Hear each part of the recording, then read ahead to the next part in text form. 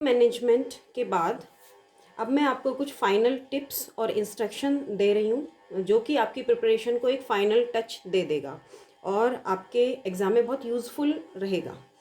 तो कुछ टिप्स हैं। First, neat and clean hand writing. आपको अपना पूरा पेपर बहुत साफ़ सुथरा और अच्छी हैंड राइटिंग में लिखना है। आपका प्रेजेंटेशन अच्छा होना बहुत ज़रूरी है।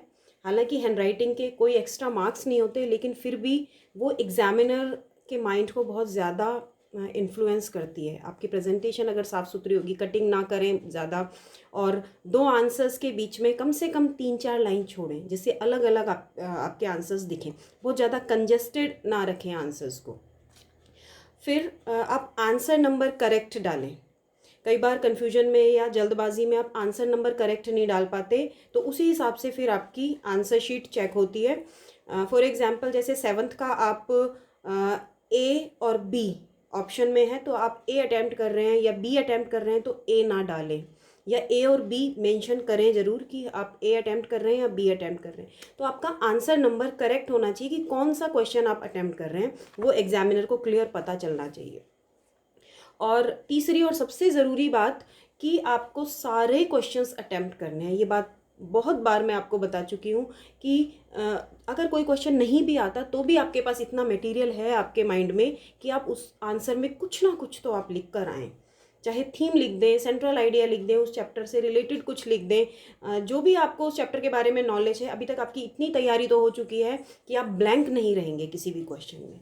तो हर क्वेश्चन आपको अटेम्प्ट करना ही है, कोई क्वेश्चन छोड़ना नहीं है। नेक्स्ट है आपके नोटिस और इनविटेशन राइटिंग के लिए। नोटिस और इनविटेशन हमेशा बॉक्स में होते हैं, तो मेरी एडवाइस है कि पहले ही आप बॉक्स बना लें, 3 लाइंस पहले बना लें और फिर आप अपना नोटिस या इनविटेशन ख़त्म होने के बाद नीचे उसे क्लोज कर दें। क्योंकि कई बार ऐसा होता है बच्चे जल्दबाजी में बना देते हैं, लिख देते हैं पूरा इनविटेशन या नोटिस और बॉक्स बनाना भूल जाते हैं। तो बॉक्स के भी मार्क्स होते हैं फॉर्मेट में, तो इसीलिए नोटिस और इनविटेशन का आपको बॉक्स बनाना है। और रिपोर्ट राइटिंग, आर्टिकल और लेटर राइटिंग बॉक्स में नहीं करना है, ये बात आपको ध्यान रखनी है।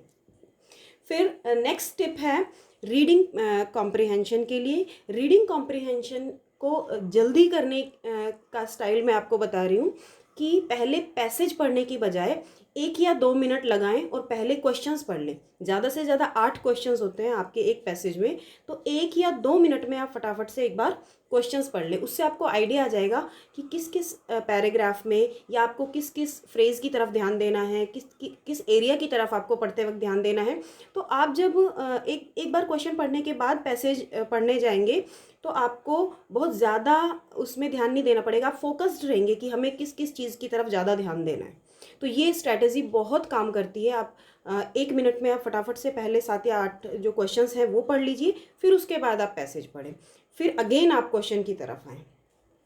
नेक्स्ट है जिसमें आप बहुत कई बार गलती करते हैं कि start your sentence with capital letter, and if there is any proper noun, any name, you always you must start it with capital letter. बहुत बार आप जल्दबाजी में स्मॉल लेटर से ही स्टार्ट कर देते हैं। आप हैमल का नाम स्मॉल लेटर से ही लिख रहे हैं, तो किसी का नाम हमेशा कैपिटल लेटर से लिखें। कोई भी नेम, प्रॉपर नाउन हमेशा कैपिटल लेटर से लिखें और स्टार्टिंग कैपिटल लेटर से करें। फिर सबसे ज़रूरी बात, कॉन्फिडेंट रहें। आपने पूरे साल तैयारी की है, किसी ने पूरे साल तैयारी नहीं की होगी तो कुछ महीनों से तो आप तैयारी कर ही रहे हो, 2-3 महीने भी किसी ने तैयारी की है तो वो आपकी मेहनत है। तो आप इतना कॉन्फिडेंट रहें कि आप ब्लैंक तो कम से कम नहीं होंगे, घबराएंगे तो कम से कम नहीं, क्योंकि हम इंडियन हैं और हमारी स्पेशलिटी है कि हम किसी भी तरह की सिचुएशन में कोप अप कर लेते हैं। तो हमेशा कॉन्फिडेंट रहें, अपने आप में भरोसा रखें कि मैं जो कुछ भी लिखूँगा अच्छा ही लिखूँगा, जो कुछ भी मेरे माइंड में है, जो कुछ मैं लिखूँगा वो बहुत अच्छा लिखूँगा। और जैसा कि आप ये थॉट भी देख रहे हैं कि ज़िंदगी की लड़ाइयाँ सिर्फ तेज़ और मजबूत लोग ही नहीं जीतते, बल्कि आज नहीं तो कल जीतता वही है जिसे यकीन है कि वो जीतेगा। तो अपने आप में यकीन बनाए रखें कि आप ज़रूर जीतेंगे। फिर नेक्स्ट और सबसे ज़रूरी बात कि एग्ज़ाम वाले दिन आप सर्वशक्तिमान का आशीर्वाद लें। भगवान का, अल्लाह का, जिसे भी आप मानते हैं उसका आशीर्वाद लें। अपने पेरेंट्स का, ग्रैंड पेरेंट्स का, जो भी बड़े आपके घर में हैं उनका आशीर्वाद लेकर आप निकलें, क्योंकि आशीर्वाद और दुआओं में इतनी शक्ति होती है कि वो हारी हुई बाजी को भी जीत सकता है वो इंसान। नेक्स्ट है कि अपने सेहत का ध्यान रखें, प्रॉपर नींद लें। ऐसा नहीं है कि अब कल एग्ज़ाम है तो आप 12 बजे तक पढ़ रहे हैं, 1 बजे तक पढ़ रहे हैं, फिर सुबह भी आप जल्दी उठ रहे हैं, नींद प्रॉपर नहीं हो पा रही है, तो आपके ब्रेन में जो भी फोल्डर्स पहले के बने हुए हैं, जो भी फाइल्स बनी हुई हैं, वो एग्ज़ाम में ओपन नहीं होंगी। अगर आप प्रॉपर नींद लेते हैं तो अभी तक जो भी कुछ आपने अपने ब्रेन में फीड किया है, कोई सी भी फाइल आप जब एग्ज़ाम में ओपन करना चाहेंगे वो तुरंत ओपन हो जाएगी। कहने का मतलब है आपको पढ़ा हुआ तुरंत याद आ जाएगा अगर आपने प्रॉपर नींद ली है तो ये सारी टिप्स और इंस्ट्रक्शंस हैं जो आप फॉलो करके अपने मार्क्स को एनहेंस कर सकते हैं। तो यही सारी चीज़ें थी। कल आपका एग्ज़ाम है, so see you at your exam centre tomorrow.